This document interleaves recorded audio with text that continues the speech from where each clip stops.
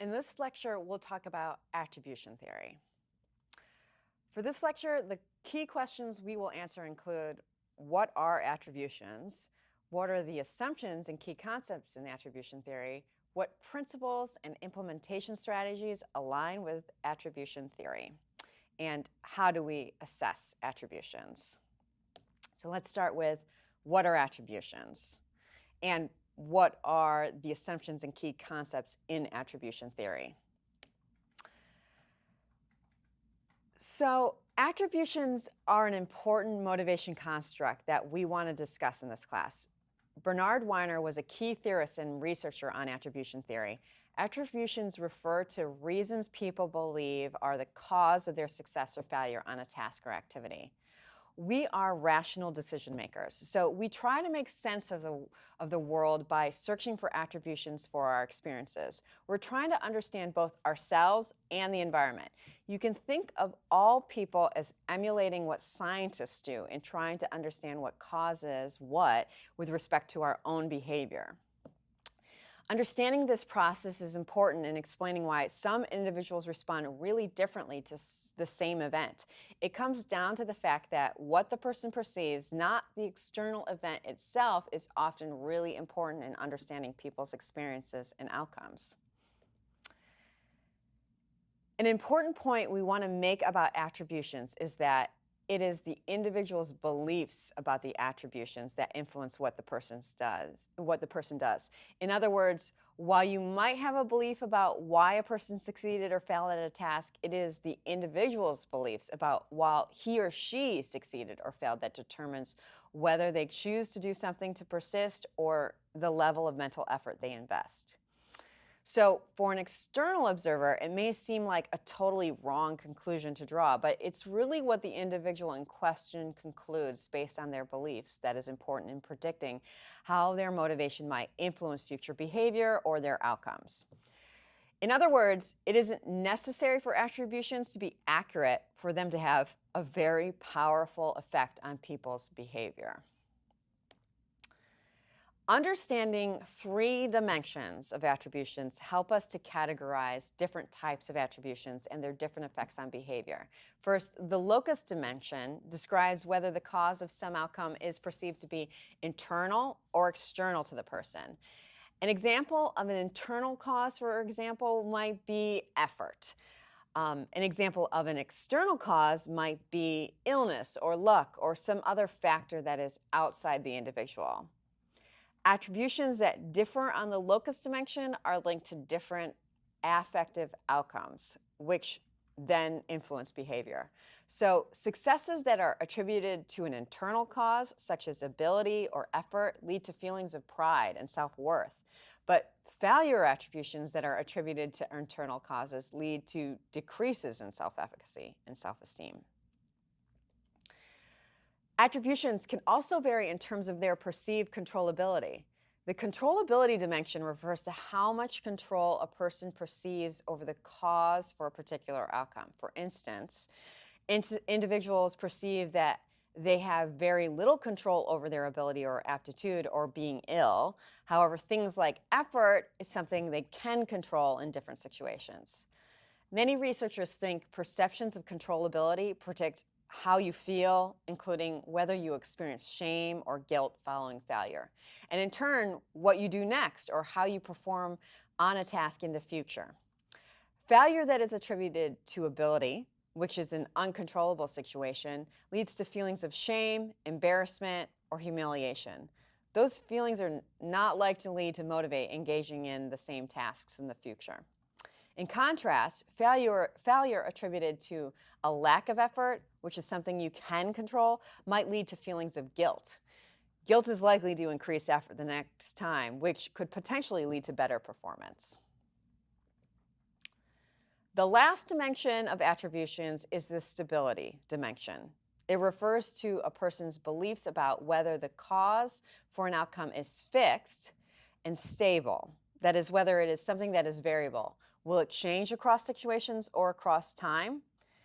There could be a developmental aspect to this. Sometimes we ask the question, am I where I should be given all the available information and facts at this particular point in time? Failure attributions that point to stable causes lead to feelings of hopelessness.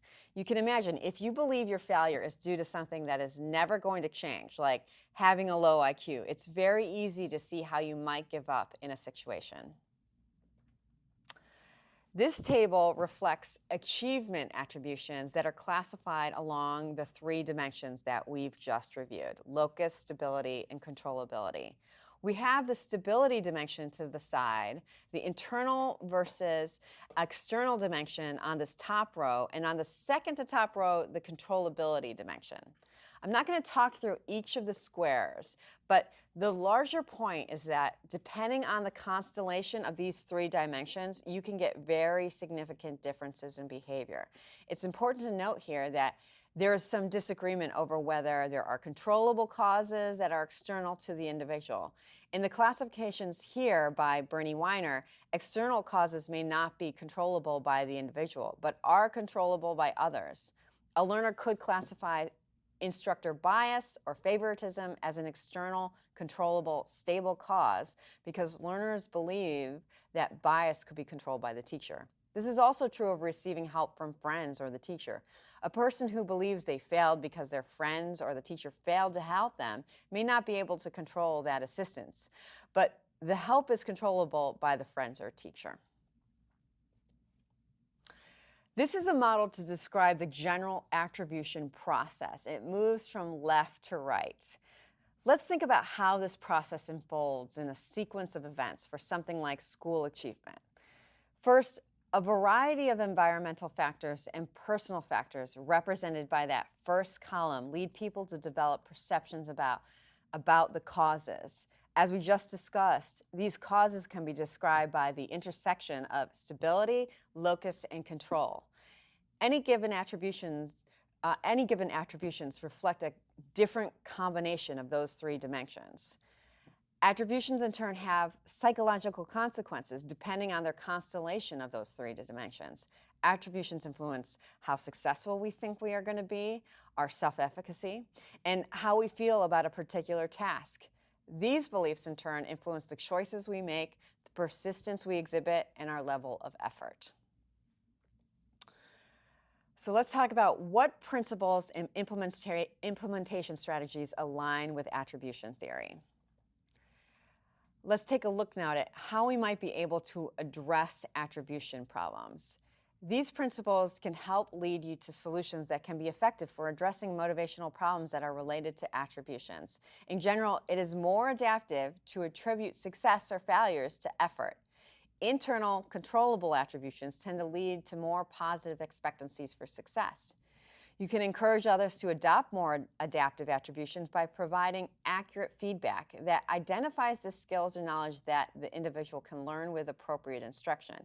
You can encourage people to adopt more adaptable, internal, and controllable attributions by providing feedback that stresses the process of learning, including the importance of effort and strategies and potential self-control of learning. Beyond those three strategies, what are other key takeaways from attribution theory when diagnosing and solving learning and motivation problems? Well, from a diagnostic model, it is also helpful to think of yourself as a scientist of learner behavior. Think about what attributions a person is making in a given situation. Don't make assumptions about the traits or dispositions based on people's performance. Examine what possible constellation of attributions the person has made that could be causing them to act or feel in a certain way. Keep in mind that the important role supervisors, bosses, and teachers and others and other more competent others play, and the potential impact that their feedback has on others and their attributions. Attributions can be changed. In fact, there is a great deal of research on attributional retraining. Successful retraining usually includes trying to change a person's attributions from a focus on ability, which is something they can't control and may be perceived as stable, to a focus on effort, which is something that we can have control over and we can change. So how do we assess attributions? There are a variety of methods for measuring attributions, but the nature of the questions are all the same. You generally want to ask people the reasons for a particular outcome. You want to ask, why did this happen? For instance, let's say that your organization has set a performance goal that was not met. We might ask individuals within the organization to list reasons for why the goal was not met and then have them rank those reasons. You could also provide a list of likely causes and then have them either choose or rank those causes from the given list. You could also ask individuals their beliefs about the causes of not meeting the goal in an interview or in an open survey question. And here's some references for further reading.